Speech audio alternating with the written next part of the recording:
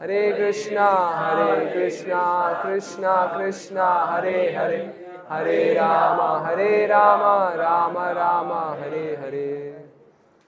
हरे कृष्ण हरे कृष्ण। अच्छा, वैष्णव सदाचार पे हम चर्चा कर रहे हैं, तो जल्दी से जो धोती कुर्ता में नहीं है वो आ जाइए। तो जो हम चर्चा कर रहे हैं वो प्रैक्टिकली भी इम्प्लीमेंट करना है। अच्छा, तिलक में तो है ऑलमोस्ट सभी भक्त, तो यही हमारी पहचान है। तिलक, कंठी माला और धोती कुर्ता। आध्यात्मिक जगत में यही ड्रेस कोड है सबका। तो लास्ट क्लास में पिछले संडे हमने चर्चा किया था कैसे हमें भक्तों के साथ डीलिंग्स, तो जो वरिष्ठ भक्त हैं उनके साथ एक रिस्पेक्टफुल जिज्ञासा की वृत्ति और उनसे गाइडेंस लेने की हमारी मेंटेलिटी होनी चाहिए। फिर हमारे इक्वल्स हैं तो उनको हेल्प करना,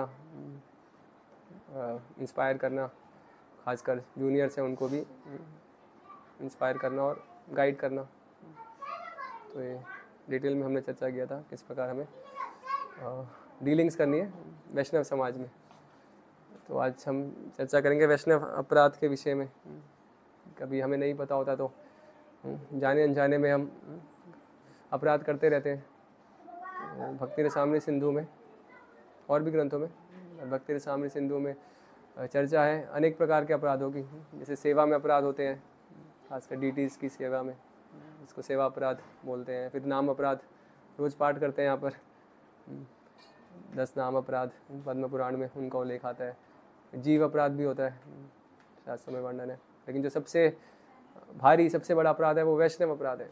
चैतन्य महाप्रभु बताते हैं ये हाथी माता अपराध, मैड एलिफेंट ऑफेंस, कि जैसे एक बगीचा है, उसमें एक उन्मत्त हाथी आ जाए तो क्या करेगा, वो सब फूल सब उजाड़ कर देगा ना, पूरा उसको तहस नहस कर देगा उस बगीचे को। तो वैसे हमारा जो, हम अगर भक्तों के प्रति अपराध करते हैं तो हमारा ये जो लता है, भक्ति लता, जो क्रीपर ऑफ डिवोशनल सर्विस चैतन्य चरितामृत में उल्लेख आता है, तो उससे क्या सब तहस नहस हो जाता है। तो हमें बहुत ही कैसे ध्यानपूर्वक वैष्णव के साथ व्यवहार करना है। तो वैष्णव अपराध उल्लेख है 6 प्रकार के अपराध है। तो एक्चुअली बहुत बड़ा सेक्शन है, हम तो ऊँची पाठ चर्चा करेंगे ताकि हम जो हमारे लिए उपयुक्त है कि हमें डीलिंग्स में कैसे उसको अवॉइड करना है। तो सबसे पहला आता है हंति, किसी वैष्णव की हत्या कर देना।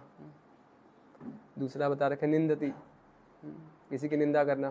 तो जैसे हम रोज पाठ करते हैं ना पहला नाम अपराध, उसमें क्या है, प्रचार में जीवन को समर्पित करने वाले भक्तों की निंदा करना, खाली महाभगवत की नहीं, कोई भी भक्त। तो दूसरा निंदति, निंदा करना। फिर तीसरा द्वेषति, द्वेष करना, तो ये भी एक अपराध है। किसी अगर हम वैष्णव के प्रति द्वेष भाव रखें तो उससे भी अपराध जनित होता है। फिर बता रखे कि अभिवादन ना करना, कोई भक्त आए और उनको आप देख के प्रणाम नहीं कर रहे, हो सकता है आप ऐसी स्थिति में प्रणाम नहीं कर सकते, लेकिन मन से भी प्रणाम, जैसे हमने चर्चा किया था। तो अगर किसी भक्त का हम अभिवादन नहीं कर रहे तो वो भी एक अपराध है। भक्ति रसामृत सिंधु आप सब पढ़ रहे हैं ना, तो उसमें तो ऐसा भी उल्लेख आता है कि अगर आप डीटी वर्शिप भी कर रहे हो और कोई वैष्णव आ रहे हो, उनको रिसीव करने के लिए कोई नहीं है, तो आप वर्शिप स्टॉप करके भी उनको रिसीव करने जाओ, तो तब भगवान ज़्यादा प्रसन्न होते हैं। तो अगर कोई नहीं है, ऑफ कोर्स ऐसा रेयरली होता है, भक्त तो रहते ही हैं, कोई गेस्ट आ रहे हैं तो, लेकिन भगवान कहते हैं मेरी वर्शिप स्टॉप कर सकते हो, लेकिन वैष्णव को रिसीव करने के लिए हमें तैयार रहना चाहिए। तो अगर हम कोई वैष्णव है और उनको हम देख के प्रणाम नहीं कर रहे तो वो भी अपराध की कैटेगरी में आता है। फिर क्रोधति, किन्हीं पे क्रोध करना, तो एक्चुअली मतलब अधिकार के हिसाब से होता है। ऐसा नहीं कि वैष्णव समाज में अभी बच्चे शरारत कर रहे हैं लेकिन वो तो वैष्णव मतलब माँ बाप क्रोध नहीं करेंगे उन पे या फिर गुरु शिष्य पे, कोई शिष्य गलती करता जा रहा है, नहीं ये तो वैष्णव है तो गुरु क्रोध नहीं करेगा। तो एक्सेप्शन भी है, लेकिन सामान्य दृष्टि से मतलब अगर हमारा अधिकार नहीं है और उसका कुछ प्रयोजन नहीं है तो अननेसेसरी क्रोध करना तो वो वैष्णव अपराध में आता है। और फिर ऐसा बता रखा है किसी वैष्णव को देख के प्रसन्न होना, तो ये भी एक अपराध है। तो भक्त तो खैर सहज बहुत सरल हृदय के होते हैं। कोई भी भक्त दिख जाए तो अनुभव होगा ना सबका, खासकर कहीं हम ट्रैवलिंग कर रहे हैं, कहीं बाहर जाते हैं, कोई भी हमें दिख जाए कंठी माला में या तिलक में, तो बहुत सब मतलब कितना खुश हो जाते हैं हम, पूछते हैं कहाँ से हो आप, क्या करते हो। तो खासकर हम वैष्णव को देख के स्वाभाविक है प्रसन्न होना। यदि किसी कारणवश हम कुछ नहीं हो रहे तो उसको अपराध बता रखा है। तो जब हम ये अपराध करते हैं तो इसका क्या परिणाम होता है? तो पहला परिणाम तो इस पे असर होता है, इस पे माला पे कि हरि नाम में रुचि नहीं खत्म हो जाएगी। और जो भी कुछ हमें टेस्ट आ रहा है थोड़ा बहुत, वो सब वैष्णव की कृपा से आ रहा है। तो हम अपराध करते हैं तो वो सब टेस्ट एक एक मतलब एक एक जो माला है, एक एक मन का पूरा एक एक क्या कितना 100 किलो का लगने लगता है बहुत बड़ा हैवी वेट हो जाता है। माला आगे नहीं बढ़ती क्यों? टेस्ट नहीं, कोई रुचि नहीं रहती। एक्चुअली ऐसा मरीज भाई बताते हैं, शास्त्रों में भी उल्लेख है कि अपराध शब्द को ब्रेक करें तो अप और राध, तो अप मतलब दूर हो जाना और राध मतलब राधा रानी को इंगित करता है। तो जितने भी भक्ति में क्रियाएं वो सब भगवान की जो अंतरंग हलादनी शक्ति है, राधा रानी, उनकी कृपा से ही चल रहा है हमारे सब आध्यात्मिक जीवन। तो हम अपराध करें मतलब उनके शेल्टर से दूर हो रहे हैं, तो फिर हमारे कुछ रस नहीं रहेगा, आध्यात्मिक जीवन पूर्णतया नीरस हो जाएगा। फिर वो आध्यात्मिक जीवन रहा ही नहीं, पूरा वो भौतिक जैसा हो गया। तो हमारा कोई हरि नाम में रुचि सब खत्म हो जाएगी। सेवा करने का इच्छा नहीं होगा, कोई सेवा देगा तो वो बर्डन लगेगा। वही सेवा जो पहले मतलब हम भाग दौड़ के करते थे अभी हम अपराध कर रहे हैं तो वही सेवा हमें एज अ बर्डन भार लगने लगेगी। और जो सब भगवान के अर्चा विग्रह हैं तो सब पत्थर के लगने लगेंगे, लकड़ी के हैं तो फोटो सामान्य, क्योंकि हमने अपराध किया। तो सब हर चीज़ जो दिव्य है सबकी ट्रांसेंडेंटल है ना, भक्ति में प्रसाद भी दिव्य है तो हमें साधारण खाना जैसा लगने लगेगा। भक्त भी दिव्य है, वो भी हमें मंडेन साधारण व्यक्ति जैसे दिखने लगेंगे। मरीज भक्तों के प्रति कुछ रिस्पेक्ट नहीं रहेगी, अर्चा विग्रह पत्थर जैसे लगने लगेंगे। तो ये सब अपराध के कारण मतलब हमारा जो भी आध्यात्मिक प्रक्रिया सब मतलब चंट रुक जाती है। जैसे चैतन्य महाप्रभु उदाहरण देते हैं हाथी माता, एक लता है, उसको कोई हाथी उजाड़ दे तो फिर क्या उसका संभावना नहीं ना, फिर विकास हो सकता है उसमें। तो इसलिए हमें बहुत ही सचेत रहना चाहिए। तो हम ऑफकोर्स हम वैष्णव समाज में रहते हैं, तो ऐसा नहीं कि भाई अपराध हो जाएगा तो हम डिस्टेंस बना के रखें, नहीं अपराध हो जाएगा तो बात नहीं करनी, नहीं, हमें भक्तों के संग का भी लाभ लेना। लेकिन एट द सेम टाइम हमें बहुत ही कैसे कहें सजग रहना है। एक्चुअली मतलब अगर हम अपनी साधना में गंभीर हैं, अपने मॉर्निंग प्रोग्राम में, सेवा में, तो भगवान हमें स्वतः ही बुद्धि देंगे कैसे हमें सतर्क रहना है। कई बार हम बहुत इनसेंसिटिव हो जाते हैं, हमें पता भी नहीं चलता कि हम अपराध कर रहे हैं। लेकिन अगर हम ध्यान से सब नीति नियमों का पालन करेंगे, ये सब मॉर्निंग प्रोग्राम जो प्रभुपाद ने दिया है, मंगल आरती, 16 माला का जप, फिर भागवतम क्लास, प्रभुपाद की बुक्स सब पढ़ेंगे, तो बहुत ही हम स्वभावतः हम कॉशियस रहेंगे कि हम भक्तों के प्रति अपराध करने की हमारी वृत्ति रहेगी ही नहीं। फिर भी जाने अनजाने में जो अपराध होते हैं, तो ऐसा रोज हम जो वैष्णव को प्रणाम करते हैं ना सुबह, वांछा कल्पतरुभ्यश्च कृपा सिंधुभ्यश्च पतितानां पावनेभ्यो वैष्णवेभ्यो नमो नमः। तो एक्चुअली हमारे जो भी तो भी हमारी एक प्रेयर होनी चाहिए, एक मानसिकता होनी चाहिए कि जो भी मैं दिन भर अनजाने में अपराध करता रहता हूँ तो सभी वैष्णव उसको क्षमा करें। और यदि हमें पता लग जाए कि वाकई हमसे कुछ अपराध हुआ है किन्हीं भक्त के प्रति, तो कैसे दूर होगा? क्या वो भजन है ना, क्या है, तो मासाने अपराधे नहीं परित्राण, क्या वो हरि नाम के प्रति अपराध होता है तो हरि नाम का शेल्टर लेके। लेकिन अगर भक्त के प्रति अपराध है तो ऐसा नहीं हम ज़्यादा माला कर ले तो अपराध कॉन्ट्रैक्ट हो जाएगा, चलो आज बहुत अपराध कर दिया तो 16 के बदले थोड़ा 32 माला या एक्स्ट्रा माला कर लूँ, नहीं, उसका एक ही निदान है कि जिन वैष्णव के प्रति हमसे अपराध हुआ है तो उनके पास जाना, उनसे क्षमा याचना करना। वैष्णव तो बहुत दयालु होते हैं, उनसे जाके प्रार्थना करना, प्रणाम करना, वांछा कल्पतरुभ्यश्च कृपा सिंधुभ्यश्च पतितानां पावनेभ्यो वैष्णवेभ्यो नमो नमः। तो उनको तो बता रखा है कि वो कृपा सिंधुभ्यश्च, तो बहुत ही कृपालु, बहुत ही दयालु होते हैं।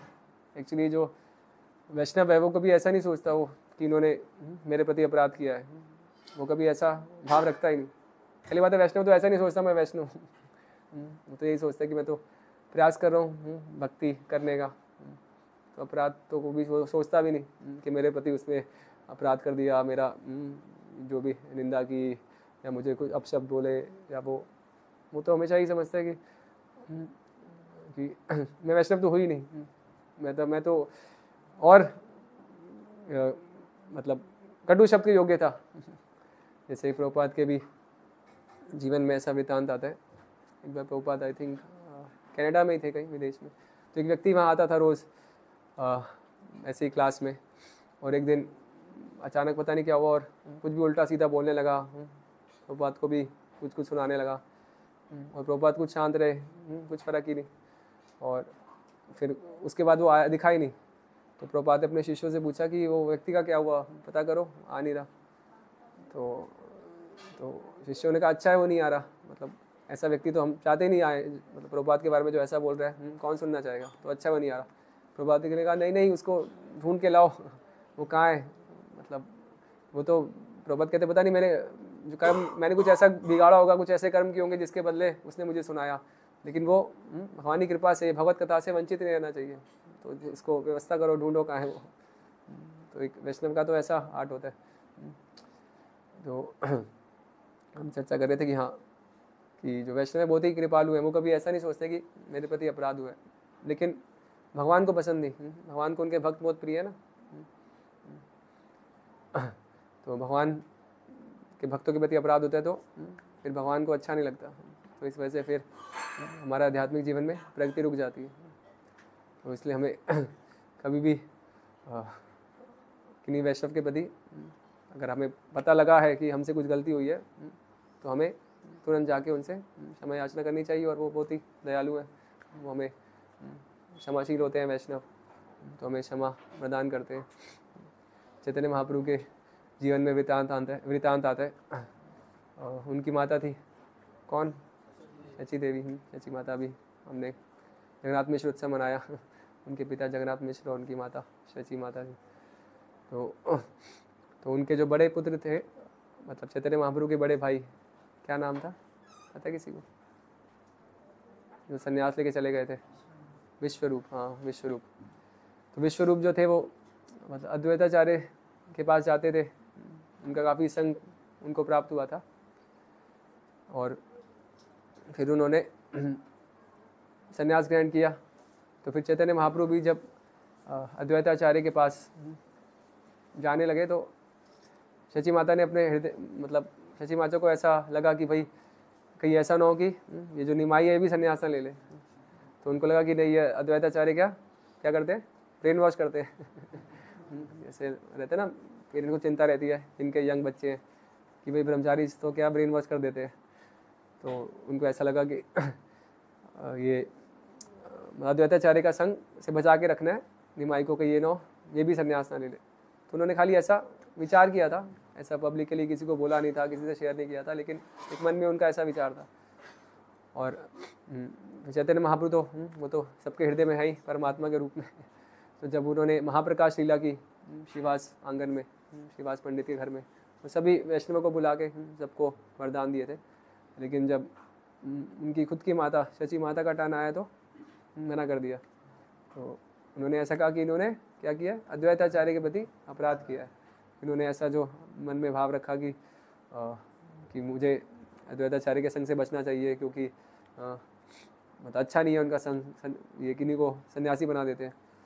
तो इसलिए उन्होंने शची माता को कृपा नहीं दी।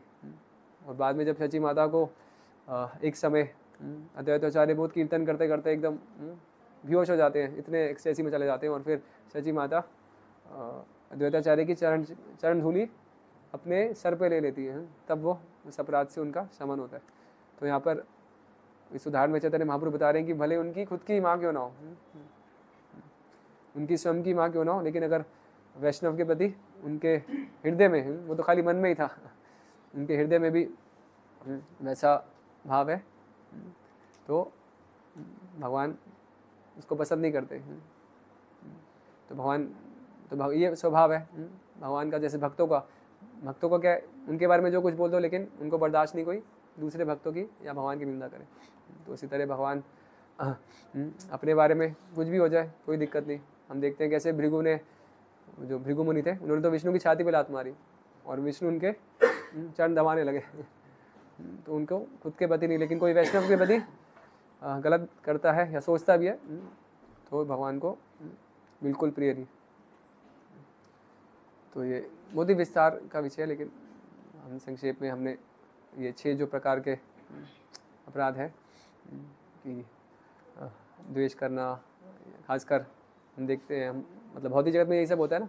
कोई प्रोग्रेस कर लेता है तो हम ऐसा सोचते हैं अरे तो मेरे बराबर का था, हम तो साथ में हाथ में हाथ डाल के घूमते थे अभी, तो ये स्वाभाविक हो जाता है द्वेष करना। लेकिन भक्तों के समाज में तो कोई प्रगति कर रहा है तो वैष्णव खुश होते हैं कि भाई इस पर तो विशेष कृपा है भगवान की, तभी वो इस प्रकार से प्रगति कर पा रहा है। तो ये उसके लिए मतलब उनका एग्जाम्पल तो दूसरों को शेयर करते हैं, ये बहुत ही कृपा पात्र है भगवान का, जिसके कारण ये एडवांसमेंट कर पा रहे हैं। तो ऐसा मतलब ऐसा एक मनोभाव होता है। ये नेक्टर ऑफ डिवोशन जब जर्मन लैंग्वेज में पब्लिश, जर्मन लैंग्वेज में जब पब्लिश हुई थी नेक्टर ऑफ डिवोशन, तो आई थिंक हैदराबाद महाराज थे शायद, या तमाल के समाज कोई प्रभुपाद के शिष्य थे, और वो प्रभुपाद को मतलब ऑफर करने के लिए वो नेक्टर ऑफ डिवोशन का जो अभी प्रिंट हुआ था वो दिखाने के लिए ले गए। और प्रभुपाद ने जैसे उसका कवर पेज देखा, प्रभुपाद ने तुरंत कहा हाँ दिस इज स्पिरिचुअल वर्ल्ड, ये आध्यात्मिक जगत है। तो वहाँ पर क्या सीन था कि जो सभी गोपियाँ थी वो क्या राधा रानी को पकड़ के उनको कृष्ण के पास मिलवा रही है। सभी गोपियाँ राधा कृष्ण का मिलन करवा रही है, क्योंकि कृष्ण को सबसे ज़्यादा आनंद मिलता है राधा की उपस्थिति में, तो सभी राधा को आगे कर रही है। तो प्रभुपाद कहते हैं ये आध्यात्मिक जगत है जिसमें कृष्ण की प्रसन्नता प्रधान है। तो इसमें कोई भक्त जो कि मतलब कृष्ण को सबसे प्रिय है तो हर कोई उनको आगे करता है। तो आध्यात्मिक जगत में ऐसा है। तो हमें मतलब हमेशा ही अपनी मनोवृत्ति रखेंगे कैसे भगवान को पसंद करना है, तो फिर हम स्वतः ही ये जो अपराध है मतलब अपराध की वृत्ति से मुक्त हो सकते हैं। और फिर भी मतलब जाने अनजाने में कोई अपराध होते हैं तो हमें तो पहले तो सतर्क रहना, अपनी साधना में वर्क करना है। और फिर भी कुछ अपराध होते हैं तो हम रोज़ वैष्णव को प्रणाम करते हैं, तो अब हमें ये ऐसा भाव रखना चाहिए कि मेरे जो भी अपराध है वो वैष्णव की कृपा पूर्वक उसको क्षमा करें।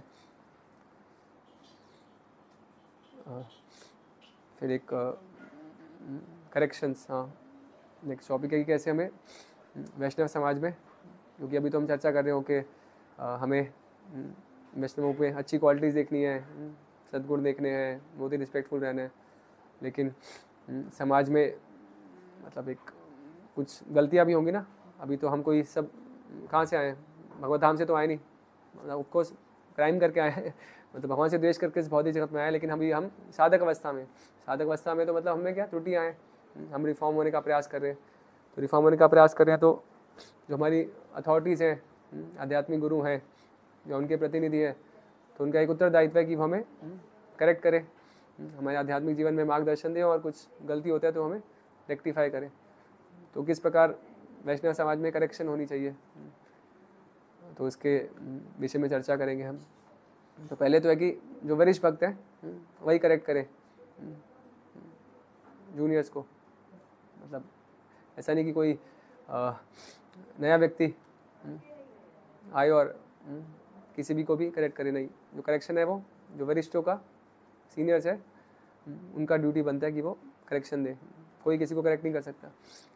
तो एक बार ऐसा प्रभुपाद के जीवन में आता है, वो प्रभुपाद जी एम्स्टर्डम में थे यूरोप में, और कुछ इनिशिएशन सेरेमनी होने वाला था, दीक्षा समारोह, और सब भक्त नए थे, किसी को पता नहीं था क्या अरेंजमेंट करना है। उसमें तो होता है ना पूरा यज्ञशाला और कुछ, तो प्रभुपाद एक चीज़ कह रहे थे, इसकी व्यवस्था करो, ये नहीं है, ये चाहिए, वो चाहिए। तो प्रभुपाद ने एक समय फ्रूट मांगा, वो होता है ना यज्ञ कुंड में शायद केला डालते, तो वो क्या पूरा फ्रूट सैलाड काट के प्रभुपाद के पास ले आए। तो प्रभुपाद को इतना प्रभुपाद बहुत गुस्से से तिलमिला उठे, मतलब गुरु का तो अधिकार है शिष्यों पे करेक्ट करना, उन पर क्रोध प्रकट करना।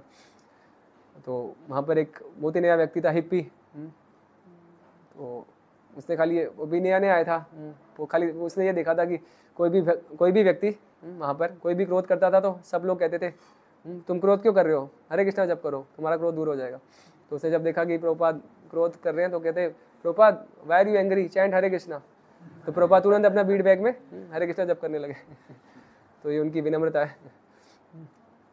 मतलब तो फिर मतलब कोई जितना भक्त सीनियर होता जाएगा तो और वो विनम्र होता जाएगा, लेकिन जो करेक्शन है वो जूनियर्स को या नए सीखे लोगों के लिए नहीं है, उनको करेक्ट होने के लिए तैयार होना चाहिए।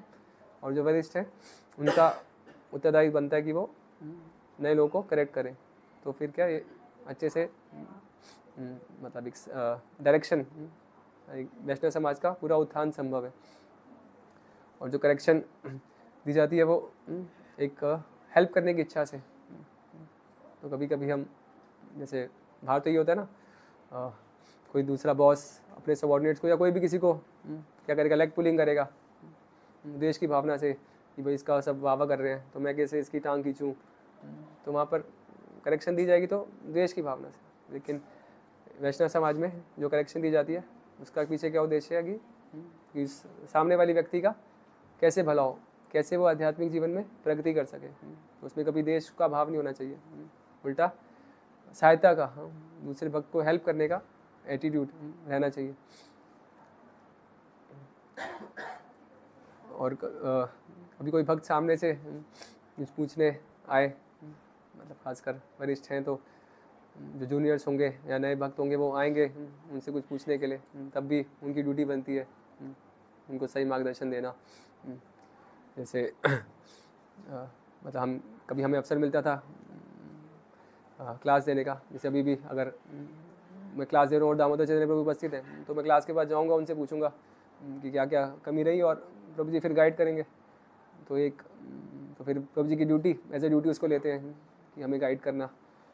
फिर व्यास पूजा ऑफरिंग आप सब लिखते हैं, कभी लिखी होगी आपने भी। तो हम वहाँ भरूच में थे तो सब भक्त लिखते थे, काफ़ी भक्त तो गुजराती है लेकिन हिंदी में लिखना पड़ता था तो अभ्यास नहीं था। तो हमारे पास आते थे और फिर एक्सपेक्ट करते थे कि हम करेक्शन दें। तो फिर हमारी ड्यूटी बनती है कि ठीक है जो अप्रोच कर रहे हैं हमें इस उद्देश्य से कि उनका करेक्ट किया जाए, उनके क्लास में कोई कमियां हैं या फिर जो उन्होंने ऑफरिंग या कुछ लिखा है उसमें कुछ कमी है या कोई प्रश्न है तो उसमें करेक्ट करना। और एक महत्वपूर्ण चीज़ है कि हम किन्हीं को करेक्ट कर रहे हैं और यदि हम कुछ उदाहरण दे रहे हैं तो अगर कुछ हम कुछ गलत उदाहरण दे रहे हैं तो हम किन्हीं और भक्त का उदाहरण प्रस्तुत करने के बजाय खुद का उदाहरण दें, कि दूसरों में गलतियां देखने के बजाय। अभी जैसे जब मैं नया था तो हमें पता नहीं था कि दर्शन बंद होते हैं तो प्रणाम नहीं करना, बस हमें पता था कि भाई यहाँ प्रणाम करना है। मतलब नया सीखे थे दंडवत प्रणाम तो अच्छा भी लगता था तो दर्शन बंद है तब भी प्रणाम करते थे। लेकिन बाद में पता लगा तो अगर कोई ऐसा करता है तो फिर हमें अपना स्मरण आता है तो फिर हम स्वाभाविक है किसी हम दूसरे का उदाहरण नहीं देंगे वो ये भी ऐसा करता था, वो व्यक्ति ऐसा करता था, नहीं। तो कुछ गलती हम बता रहे हैं तो अच्छा है कि हम किसी दूसरे का उदाहरण देने के बजाय अपना उदाहरण दें। तो ये एक मानसिकता का प्रश्न है कि दूसरों को करेक्ट करना है और अच्छे एग्जाम्पल देने तो दूसरों का एग्जाम्पल देंगे।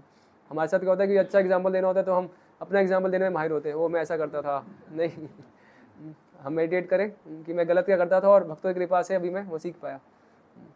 और अच्छा उदाहरण है तो हमारा अगर अच्छा साधना होगा तो हमें बहुत सारे उदाहरण अच्छे दिखेंगे कि भक्त जैसे कुछ भक्त हैं जल्दी उठ जाते हैं, तो अगर मुझे उदाहरण देना होगा तो मैं हो सकता है मैं उनसे जल्दी उठता हूँ या मैं भी उनके साथ उठता हूँ, लेकिन नहीं, अच्छा है कि मैं अब जय विजय प्रभु वो कितने बजे भी सोएंगे लेकिन उनका अलार्म बज जाएगा 3 बजे तो उनको उठना ही है। तो ऐसे उदाहरण हमें बहुत सारे दिखते हैं आसपास, तो वो हमें शेयर करने चाहिए। तो ये भी एक प्रिंसिपल है कि अच्छे उदाहरण दूसरों के शेयर करें और कुछ कमियां दिखानी है तो अपने एग्जाम्पल में अपनी लाइफ में झांक के देखें। और यदि कोई दूसरा अभी हमें करेक्शन मिल रही है तो जो व्यक्ति हमें करेक्शन दे रहे हैं, जो भी भक्त, चाहे कभी जूनियर भी करेक्शन देता है, अगर मिल जाती है हमें भगवान के अरेंजमेंट से, कभी किसी से भी हमें करेक्शन मिल रही है तो हमें बहुत ही ग्रेटफुल होना चाहिए। इस व्यक्ति के प्रति एक आभार का भाव होना चाहिए हमारे हृदय में। सीनियर है तो व्यक्त भी करना चाहिए हो सके तो, लेकिन हमारे हार्ट में यही भाव होना चाहिए कि वो व्यक्ति मेरा वेल विशर है। उल्टा हमारे साथ तो क्या होता है, कोई हमारी गलती बताता है तो क्या लगता है, पूरा लगता है ना किसी ने गोली दाग दी क्या है प्रभु जी, तो बस गलतियाँ ही देखते रहते हैं। मतलब कोई वरिष्ठ होगा तो सामने से नहीं बोलेंगे, या कभी कभी तो हम जस्टिफाई भी करने लगते हैं कि ये कारण था, या फिर ऐसा बोलेंगे नहीं तो एटलीस्ट सोचेंगे कि वो भी ऐसे करता है, ये भी ऐसे करता है, वो भी तो करता है, फलाना वैसे करता है, मुझे क्यों टोका जाता है। तो माइंड क्या बहुत सारे चीटिंग हथकंडे अपनाता है अपने आप को जस्टिफाई करने के, अपना जो अहंकार है उसका पोषण करने के, उसका बचाव करने के बहुत सारे हथकंडे अपनाएगा। ये भी तो गलती होती है, वो भी गलती करता है, मुझे क्यों बोला गया। तो हम चाहे एक्सप्रेस ना करें लेकिन हार्ट में ऐसी फीलिंग रखते हैं। लेकिन हमें समझना है कि एक्चुअली मतलब किन्हीं के द्वारा करेक्शन मिल रहा है तो ये हमारा गुड फॉर्चून है। मतलब वो भक्त, मतलब कोई भक्त कोई खाली तो बैठा नहीं, उतने व्यस्त है सेवाओं में, उसमें से अपना बहुमूल्य समय में से कुछ कीमती टाइम निकाल कर हमें इंस्ट्रक्ट कर रहे हैं सुधारने के लिए। तो एक्चुअली उनको क्या मिलने वाला है, मैं कुछ परिवर्तन लाऊंगा तो मेरा ही स्पिरिचुअल एडवांसमेंट होगा, मैं प्रगति करूंगा। और तो वो एक सेल्फलेस सर्विस कर रहे हैं, तो उसको अप्रिशिएट करना चाहिए हमें, बजाय कि काउंटर आंसर करने के या फिर मन में ऐसा सोचने के। हमें तो बहुत ही एक थैंकफुल ग्रेटफुल होना चाहिए कि भाई कि मैं कोई है मेरा ध्यान रखने वाला, कि मेरा कोई ध्यान रखने वाला है, इसलिए मुझे टोका गया है, तो मुझे भी प्रयास करना है स्वयं को चेंज करने का। और यदि हम एक कान से सुन लो दूसरे से निकाल लें तो इसका मतलब क्या है, बहुत बड़ा मतलब हमारा बहुत फॉल्स ईगो रिफ्लेक्ट करता है। कोई भक्त ने कृपावश हमें कुछ मार्गदर्शन दिया है, कुछ सुधारने का प्रयास किया है, तो फिर हमारी ड्यूटी बन जाती है कि हम अपने आप को चेंज करें, वो परिवर्तन लाए अपने आप में। तो हम ऐसा नहीं कर रहे तो इसका मतलब फिर हम वो हमारा एक अहंकार कोई प्रदर्शित करता है, तो फिर हम प्रगति नहीं कर पाएंगे अपने आध्यात्मिक जीवन में। तो हमें मतलब एक ऐसा ऐसा मनोभाव और एक ऐसा हमारा कैसे कहें डिमेनर, एक ऐसा होना चाहिए हमारा डिस्पोजिशन कि कोई भी भक्त हमें ईजिली करेक्ट कर सके, और फिर कुछ हमें करेक्शन मिल रही है तो हमें उस पर वर्क करना चाहिए।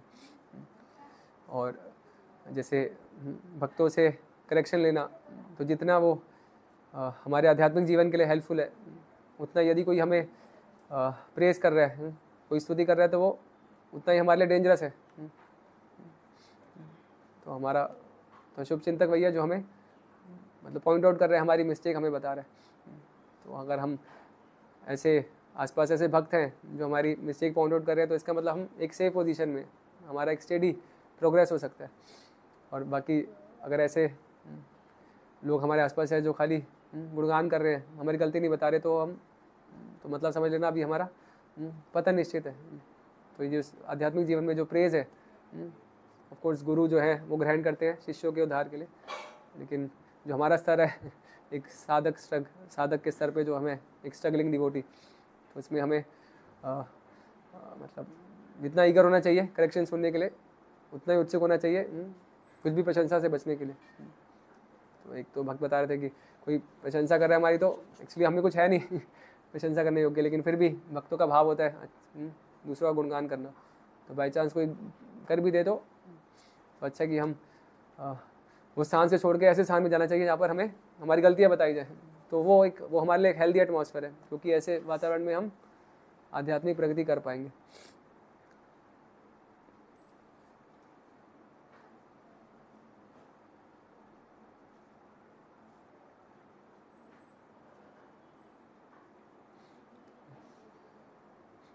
अभी नेक्स्ट सेक्शन है dealing with non devotees.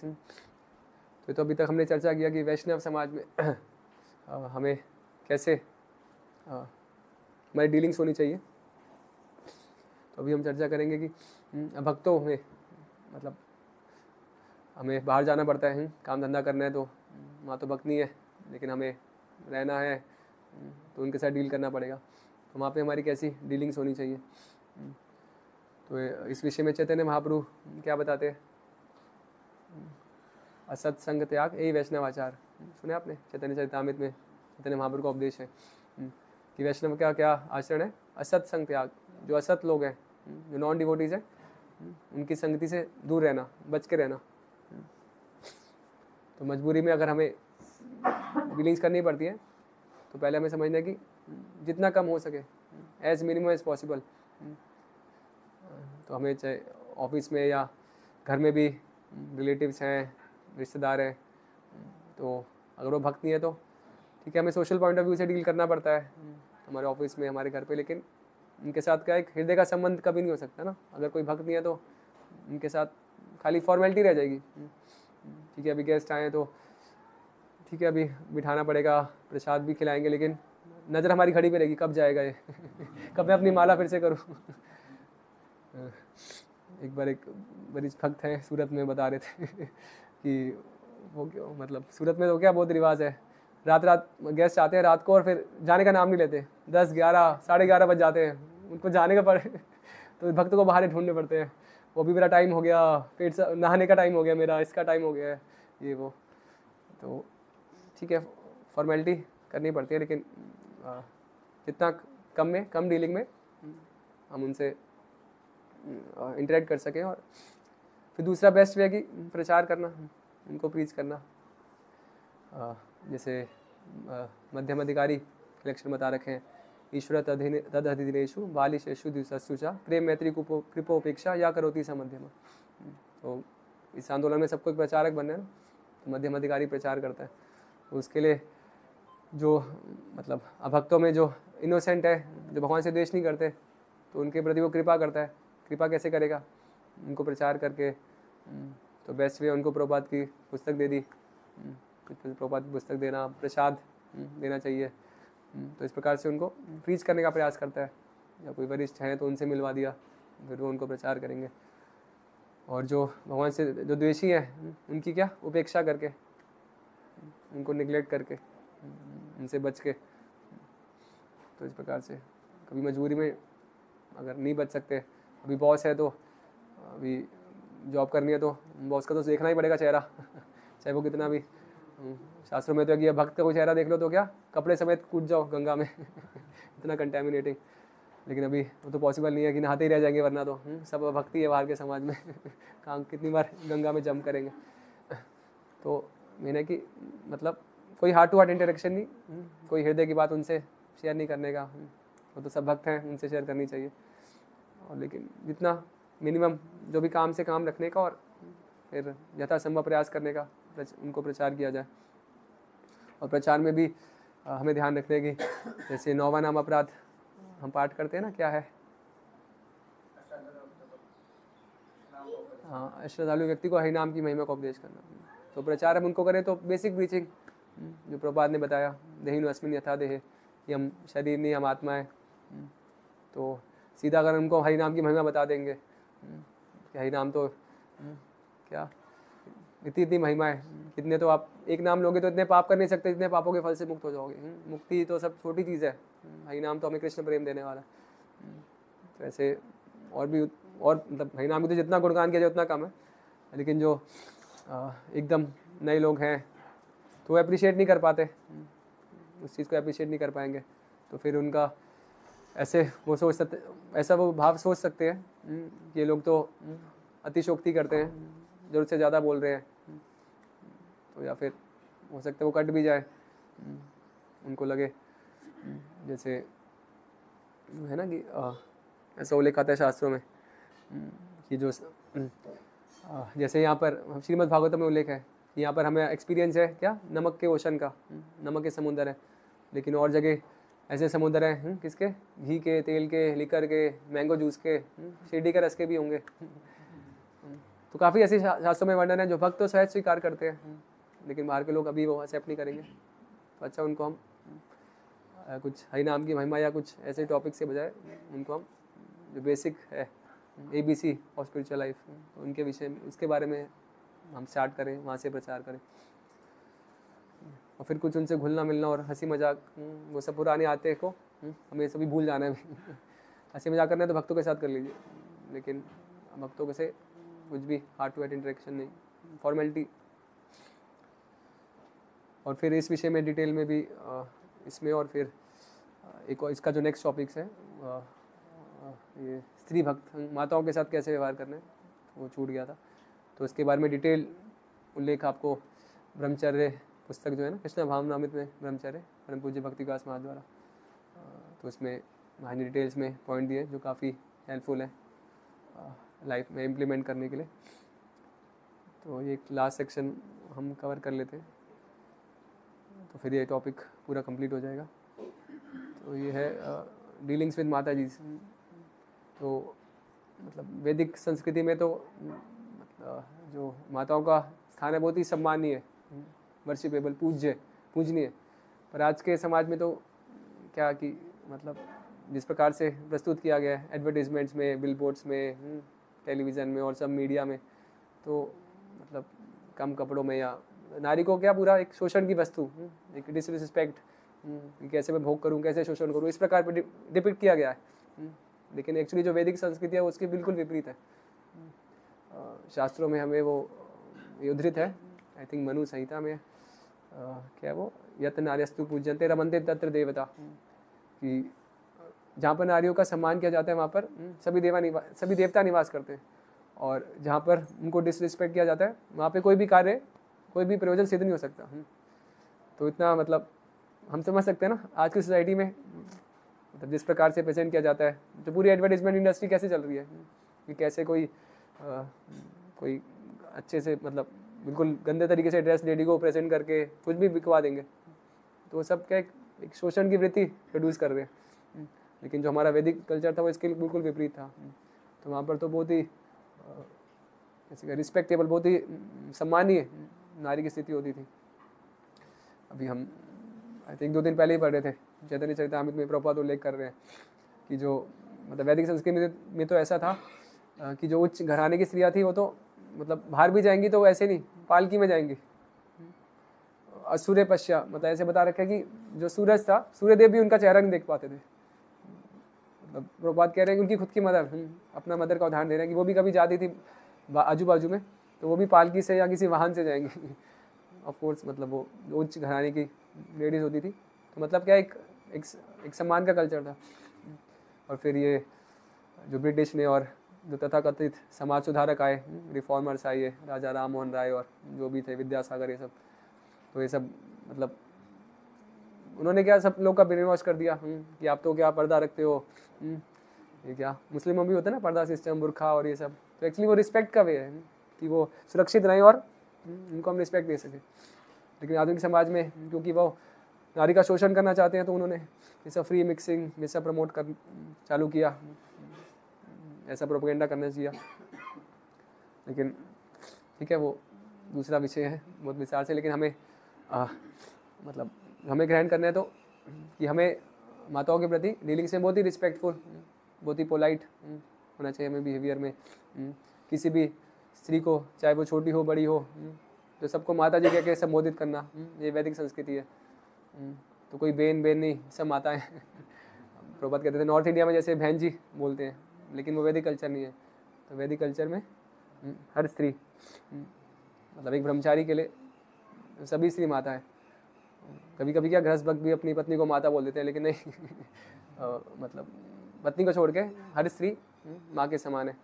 Chanakya पंडित कहते हैं ना, परदारेशु मातृवत परद्रवेशु लोष्टवत आत्मवत सर्वभूतेषु या पश्यति स पंडिता। तो वास्तव में कौन लर्नेड है, कौन समझदार, कौन है बुद्धिमान, कौन है जो कि दूसरी की स्त्री को माँ के समान देखता है, दूसरे के धन को मिट्टी के ढेर के समान समझता है और सबको अपने समान देखता है। तो एक बहुत ही रिस्पेक्ट का कल्चर है। तो इसलिए हमें एक डिस्टेंस के साथ और बहुत ही रिस्पेक्टफुली डील करना चाहिए, और जितना मिनिमम हो सके। ब्रह्मचारी को तो मतलब आवश्यकता ही नहीं डील करने का, लेकिन सेवाओं के लिए डील करना पड़े भी। मतलब खास को जो ब्रह्मचारी मतलब ऐसा नहीं खाली लाल कपड़े में, मतलब जो भी गृहस्थ जीवन में नहीं है, लेकिन बहुत ही हमें कॉशियस रहना डीलिंग में। वहाँ उदाहरण दे रहे हैं ब्रह्मचर्य पुस्तक में, खासकर जब हम आँख से आँख मिलाते हैं स्त्रियों में, तो क्या है वो कामदेव होते हैं, वो बाण छोड़ना शुरू कर देते हैं। उनके 5 बाण होते हैं, तो हमें शिकार कर देते हैं वो अपने मोहन, स्तंभन, तापन, अलग अलग बाणों का। तो इसलिए अच्छा है कि हम एक रिस्पेक्टफुल डिस्टेंस से बात करें और अवॉइड कर सकें जितना आई कांटेक्ट, और बहुत ही पोलाइट हो अपनी डीलिंग्स में। और फिर हमें उदाहरण आते हैं। हाँ, प्रभुपाद जी का स्वयं का उदाहरण है।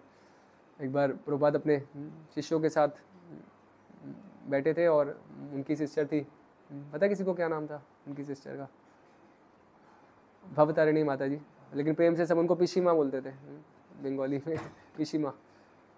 तो मतलब प्रभुपाद भी कितने मोर देन 70 ईयर्स, उनकी बहन भी इतनी वृद्धा। तो एक बार वो उनसे मिलने आई और सब शिष्य जाने लगे। तो प्रभुपाद ने कहा नहीं जा करो, बैठो बैठो। तो उनको बिठाया और फिर अपनी बहन से बातें की, और फिर उसके बाद वो चली गई, मतलब उनकी सिस्टर चली गई। और फिर प्रभुपाद ने बाद में अपने शिष्यों को डांटा, क्यों छोड़ के जा रहे थे मुझे माता जी की कंपनी में। तो प्रभुपाद शुद्ध भक्त है, उनकी बहन भी शुद्ध भक्त है, लेकिन वो एक आइडियल एग्जाम्पल सेट कर रहे हैं। शास्त्रों में उल्लेख है, मात्रा स्वस्था दुहित्रा वा ना विविक्त आसनो भवेत बलवान इंद्रिया गामा विद्वान सभी कर्षति। वो तो कह रहे हैं कि अपने मतलब शास्त्र भागवतम में है ये वाक्य 9वें स्कंद में, कि खुद की माता, मम्मी मतलब माँ, बहन और पुत्री के साथ भी एकांत स्थान में नहीं रहना चाहिए। और ये उपदेश किसके लिए? किसी लोफर के लिए या किसी 10th क्लास व्यक्ति के लिए नहीं, विद्वान से भी कर सकती। कोई विद्वान से विद्वान व्यक्ति भी क्यों ना हो, लेकिन माया का ऐसा प्रबल मतलब प्रभाव होता है कि एक विद्वान व्यक्ति की भी इंद्रिया विचलित हो सकती है। चैतन्य महाप्रभु ने संन्यास शिरोमणि, वो कह रहे हैं कि काश की गुड़िया, वुडन डॉल, वो भी इंद्रियों को एजिटेट कर सकती है। तो एकमात्र कृष्ण ही है इसलिए उनका एक नाम है ना मदन मोहन, जो कि कामदेव को भी मोह लेते हैं। तो उनका शेल्टर हम लेके रखेंगे। तो जो इस भौतिक जगत है जहाँ में मतलब इस भौतिक जगत में हम क्यों पढ़े, इसका एक नाम है मैथुनागार। इस मैथुन सुख की वजह से हम 12 योनियों में घूम रहे हैं। हर योनि में यही तो है, सब इसी के पीछे है। मैथुन सुख के इसी कारण हम इस भौतिक जगत में पढ़े। तो भगवान कृष्ण का हमें पूर्णतः शेल्टर लेके मतलब अच्छे से हम अपना साधना करेंगे तो हम ये जो आक्रमण है माया का, भगवान ने उसने रचना ऐसी की है विचलित करने के लिए, लेकिन इस आक्रमण से बच सकते हैं। कि अभी यहाँ पे मतलब मैं ब्रह्मचारी क्लास नहीं दे रहा तो ज़्यादा डिटेल में नहीं जाऊँगा। जो जिनको डिटेल में पढ़ना है ब्रह्मचारी पुस्तक से पढ़ सकते हैं। लेकिन जो हमारा डीलिंग्स का मेन पॉइंट था कि हमें बहुत ही सभी के साथ, और विशेषकर जो हमारा वैदिक कल्चर है, तो माताओं के साथ बहुत ही पोलाइटली रिस्पेक्टफुली डील करना है। कभी कभी मतलब नए नए भक्त, खासकर ब्रह्मचारी या सन्यासी भी महाज बताते हैं, ऐसे फैनेटिक हो जाते हैं। ओके, जैसे हम पढ़ते हैं ना, स्त्री तो माया है, तो इसके मतलब भौतिक बंधन का वही कारण है, स्त्री के प्रति आकर्षण। तो एक द्वेष वाला भाव रखने लगते हैं, नहीं हमें चेहरा नहीं देखना, दूर रहना है। तो वो भी नहीं, एक न्यूट्रल अप्रोच। तो attachment and aversion are two sides of the same coin. तो एक ही सिक्के के दो पहलू हैं, तो एक आसक्त होना और दूसरा द्वेष करना। तो महाज बता रहे ऐसे बहुत इस्कॉन के इतिहास में ऐसे भी आपको बहुत सन्यासी मिल जाएंगे जो एक समय घृणा करते थे, द्वेष करने लगते थे स्त्रियों से, और फिर वो माया के शिकार हुए, एक नहीं और अनेक उन्होंने अनैतिक संबंध भी बनाए। तो इसलिए एक न्यूट्रल अप्रोच और बहुत ही पोलाइट अपने बिहेवियर में, और अच्छा पब्लिक में ही बात की जाए। मतलब खाली ब्रह्मचारी सभी के लिए भी भक्तों को, अगर स्त्री पुरुष अगर वैसे तो अगर बात करनी भी पड़ती है तो पब्लिक में ही हम बात करें। भक्ति सरस्वती महाराज का उदाहरण आता है कि एक बार उनकी एक शिष्या थी, वो कह रही थी कि वो कुछ उनसे बात करना चाहती है और सबके सामने में नहीं करेंगी, वो अलग से करना चाहती है। तो भक्ति सरस्वती महाराज ने कहा नहीं, आपको जो कहना है, आपके पति है तो उनके सामने आप फ्रीली बोलो ऐसे, और वो तो वैसे भी सन्यासी तो ये अलग से कोई बिजनेस नहीं। तो और बहुत ही रिस्पेक्ट और हंसी मजाक तो खासकर ठीक है, पति पत्नी आपस में कर सकते हैं घर पे लेकिन पब्लिक में तो अच्छा है वो भी पति पत्नी भी फॉर्मल रहे। हम देखते हैं वो कृष्ण और माता रुक्मिणी का संवाद जब होता है तो उसमें भगवान कृष्ण रुक्मिणी को कैसे टॉन्ट करते हैं और वो बिल्कुल विचलित हो जाती है। तो भगवान बता रहे हैं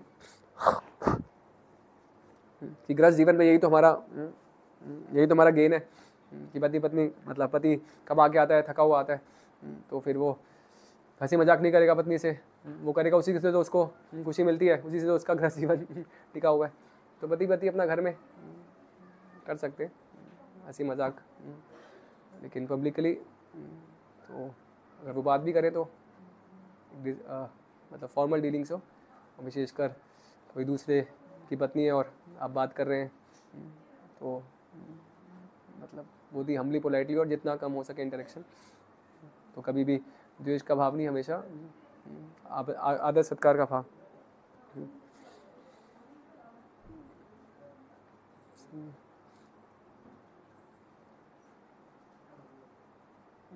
चैतन्य महाप्रभु अपने उदाहरण से बताते हैं कि वो तो कितने स्ट्रिक्ट थे।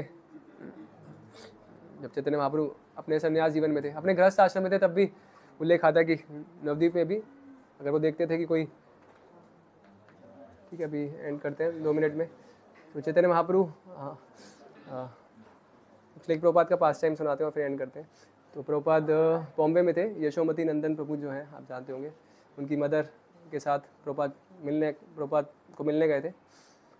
तो प्रभुपाद मिल रहे हैं, यशोमती नंदन प्रभु है और उनकी मदर है, और इतने में क्या 2 दादर बॉम्बे से ही तो 2 स्वामीनारायण के संत आते हैं, तो वो प्रभुपाद से मिलना चाहते हैं और जो प्रभुपाद के सेक्रेटरी है उनको लेके आ रहे हैं मिलवाने के लिए। तो जैसे ही वो दरवाज़ा खोलते हैं और देखते हैं एक माता जी है, मतलब यशोमती नंदन प्रभु की मदर है, वो तुरंत भागो भागो तो वो जो संत है स्वामीनारायण के वो चले जाते हैं, वो ये हमने तो श्री के दर्शन कर लिए वो। तो फिर उसके बाद प्रभुपाद मतलब उनसे बात करते हैं, प्रसाद देते हैं और फिर वो यशोमती नंदन प्रभु और उनकी मदर चली जाती है और फिर वो सेक्रेटरी उनको बुलाने आते हैं कि अभी आप आ सकते हो। तो जैसे ही वो आते हैं कहते हैं कि भाई हमारे हिसाब से तो मतलब हमारी जो धारणा है स्वामीनारायण में, तो कोई स्त्री से के दर्शन भी नहीं करते हम तो, कोई अगर कोई ब्रह्मचारी कोई सन्यासी है स्त्री को देख ले तो उसका पतन हो जाता है। वो प्रभुपाद कहते हैं वो मैं तो पतित हो गया मजाक कर रहे। फिर प्रभुपाद कहते हैं वैसे चैतन्य महाप्रभु भी बहुत स्ट्रिक्ट थे, वो बता रहे थे कि हम बहुत स्ट्रिक्ट है माताओं के साथ डीलिंग करने में। तो प्रभुपाद बता रहे हाँ चैतन्य महाप्रभु भी बहुत स्ट्रिक्ट थे। जब वो अपने गृहस्थ जीवन में थे, गृहस्थ जीवन में भी जब वो सड़क से जाते थे उनको लगता था कोई आजू बाजू में कोई लेडी आ रही है तो वो पहले खड़े हो जाएंगे, उनको जाने देंगे फिर वो जाएंगे। और संन्यास जीवन में थे तो जो उनकी शिष्याएँ थी फीमेल डिसाइपल्स वो दूर से ही प्रणाम करती थी। तो चैतन्य महाप्रभु बहुत स्ट्रिक्ट थे। और फिर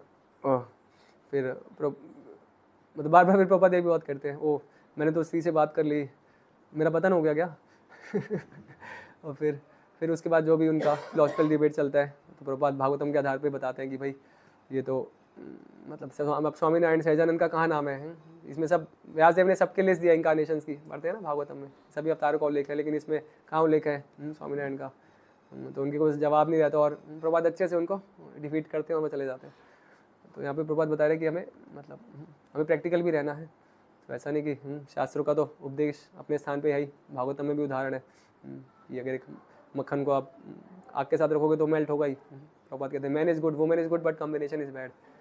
लेकिन क्योंकि हम जंगलों में तो रह नहीं रहे तो हमें प्रचार का हमारा आंदोलन है, तो हमें डीलिंग्स रहेगा, खासकर जो यंग बॉडीड डिवोटी मतलब यंगस्टर्स है, तो हमें प्रचार में जो हम जुड़ते हैं और बहुत सारी सेवाएं होती हैं तो डीलिंग्स तो हमें करनी पड़ती हैं।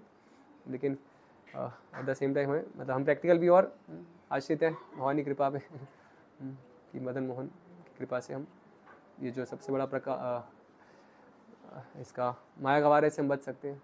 जी कुछ कह रहे थे आप? हाँ ठीक है। अच्छा हाँ प्रभु जी ठीक है, अभी नित्यानंद प्रभु कुछ बोलेंगे जब प्रसाद होगा, ठीक है। तो आपका कोई प्रश्न है तो पर्सनली मुझसे मिल सकते हैं। हरे कृष्ण। शिला प्रभुपाद की जय। निताय गौर प्रेमानंदे। हरि हरि।